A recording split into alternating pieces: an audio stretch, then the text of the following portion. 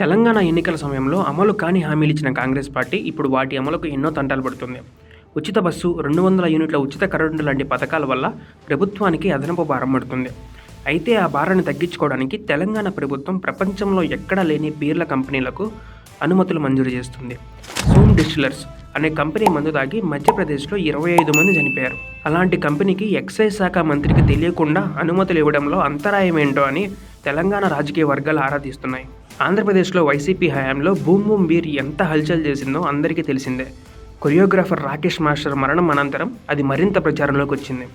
అయితే తెలంగాణ రాష్ట్రంలో ప్రవేశపెట్టిన కొత్త బ్రాండ్ బీర్లు సోషల్ మీడియాలో హల్చల్ చేస్తున్నాయి. అక్కడ బూమ్ బూమ్ పేరుతో ఉన్న బీరును తెలంగాణలో బిర్యానీ పేరుతో ప్రవేశపెట్టినట్టు సోషల్ మీడియాలో పెద్ద ఎత్తున చర్చ నడుస్తుంది.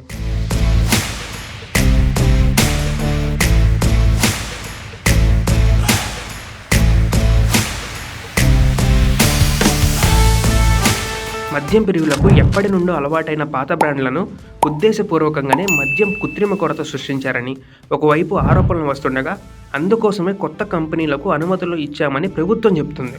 తెలంగాణలో కొత్త బీర్ల కంపెనీలకు అనుమతులు ఇవ్వడంలో ఒక మాజీ ఐఏఎస్ కీలక పాత్ర పోషించినట్లు చెప్తున్నారు.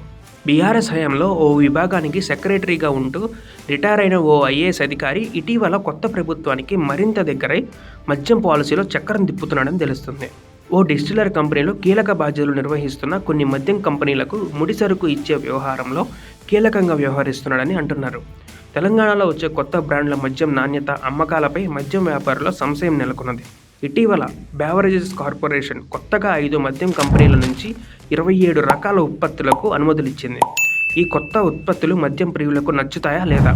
ఒకవేళ అవి కల్తీవి అన్న అనుమానంలో కొనుగోలు జరగకపోతే తమ పరిస్థితి ఏంటి అని వ్యాపారులు వాపోతున్నారు. ఇప్పటికే రాష్ట్రంలో ప్రవేశిస్తున్న కొన్ని కంపెనీల నుంచి ఇదివరకే కల్తీ మద్యం తయారైనట్టు ఆరోపణలు వస్తున్నాయి.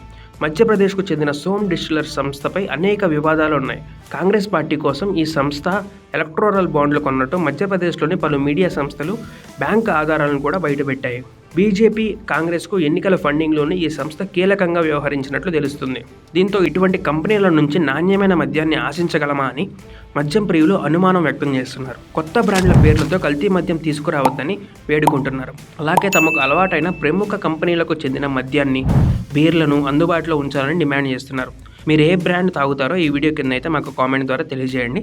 Thank you for watching. Please share and subscribe.